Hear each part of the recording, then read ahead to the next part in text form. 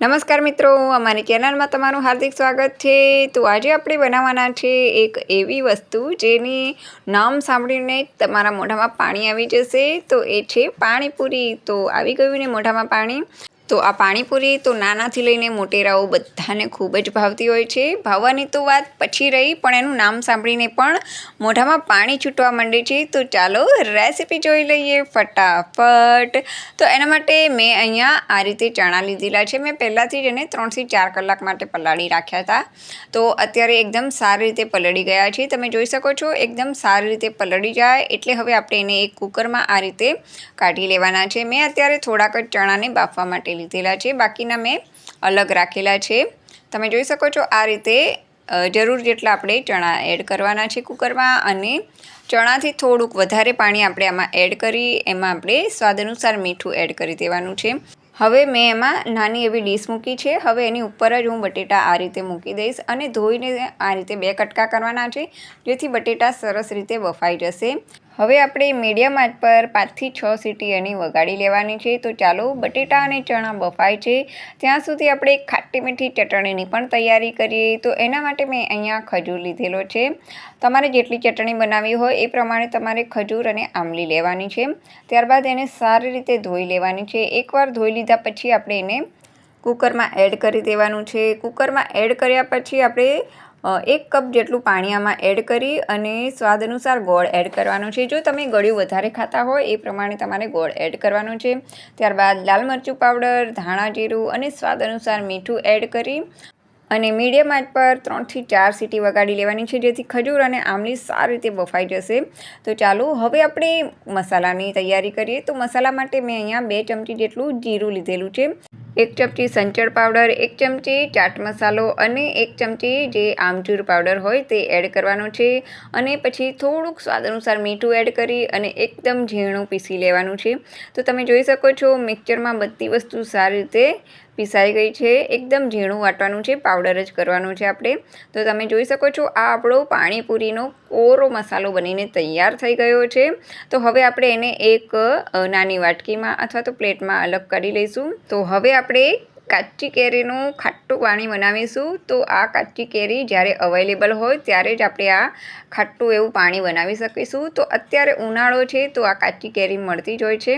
તો એ રીતે મેં અહીંયા થોડી કાચી પાકી કેરી લીધેલી છે। એકદમ કાચી પણ નથી અને એકદમ પાકી પણ નથી। તો આ કાચી કેરીનું જે પાણી છે તે પણ ટેસ્ટમાં ખૂબ જ સરસ લાગે છે અને ખાવાની પણ ખૂબ જ મજા પડે છે। તો આ રીતે નાની એવી કેરી એડ કર્યા પછી હવે આપણે એમાં ફુદીનાના પાન એડ કરવાના છે।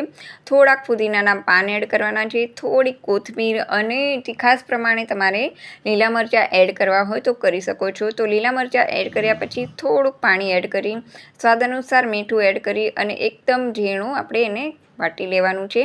તમે જોઈ શકો છો આપણું કેરીનું જે પાણી બનાવવાની તૈયારી થઈ ગઈ છે। તો હવે આપણે એને એક મોટા બાઉલમાં આ રીતે એડ કરી દેવાનું છે। એડ કર્યા પછી એમાં જરૂર પૂરતું પાણી એડ કરવાનું છે। તમારે જેટલું પાતળું બનાવવું હોય એ પ્રમાણે તમારે આમાં પાણી એડ કરવાનું છે। તમે જોઈ શકો છો જે રીતે પાણીપુરીવાળાના ત્યાં પાણી હોય છે એ જ રીતે આપણે અહીંયા પાણી તૈયાર કરવાનું છે, પણ આપણે અહીંયા આ ખાટી કેરીનું જે પાણી છે તે રેડી કરીએ છીએ। ત્યારબાદ એમાં આપણે થોડુંક પાણી એડ કર્યા પછી એમાં સ્વાદ અનુસાર મીઠું એડ કરવાનું છે।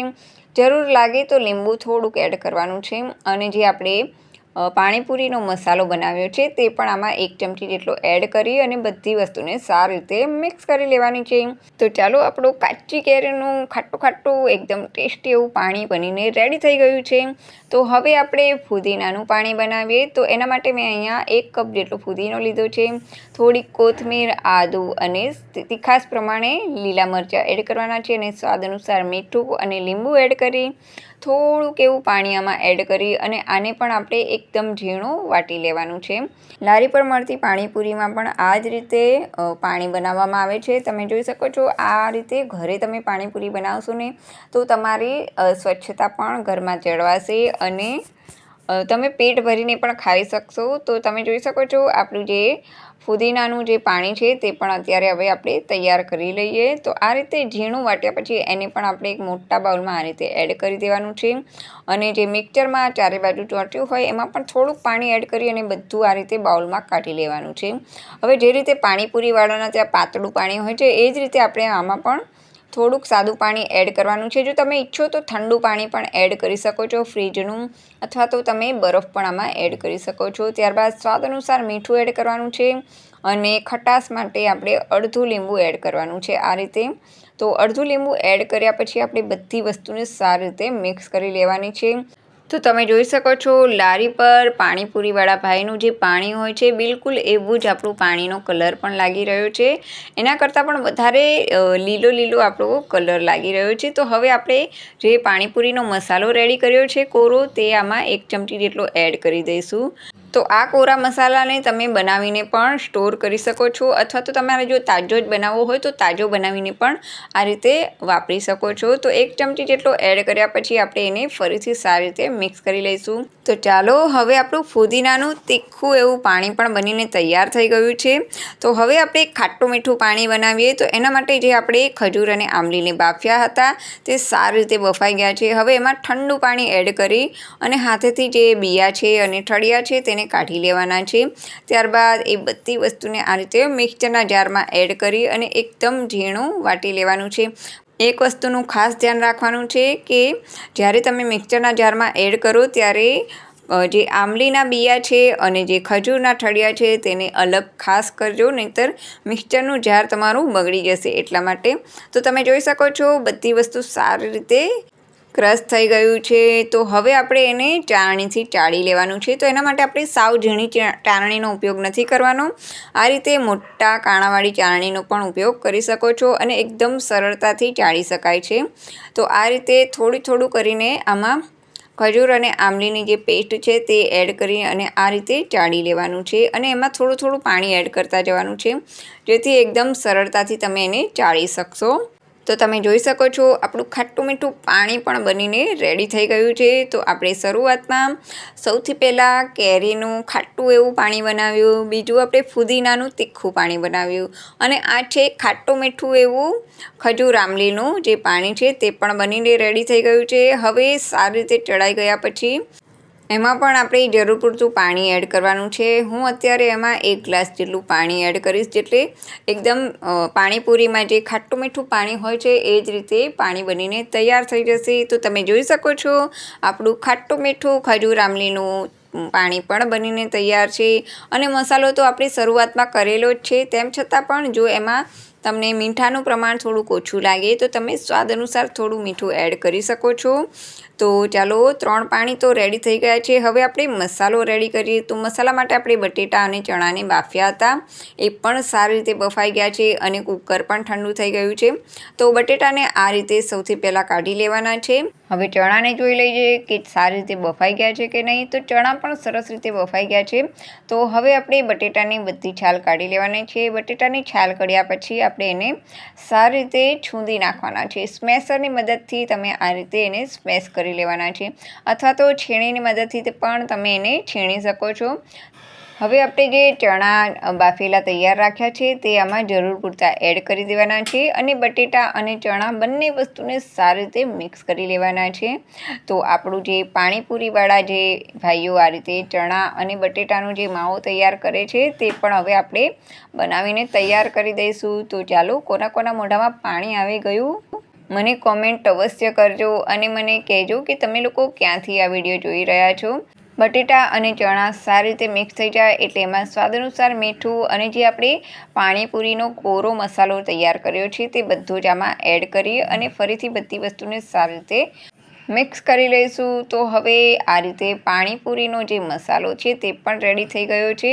તો હવે લારી પર જે પાણીપુરી મળે છે તેવો ટેસ્ટ લાવવા માટે આપણે હવે આ મસાલામાં જે ફુદીનાનું જે તીખું પાણી છે તે 1 ચમચો જેટલું આપણે આમાં એડ કરીશું. એટલે જે બહાર પાણીપુરીવાળા જે રીતે મસાલો રેડી કરે છે તે રીતે આપણો મસાલો પણ બનીને રેડી થઈ ગયો છે.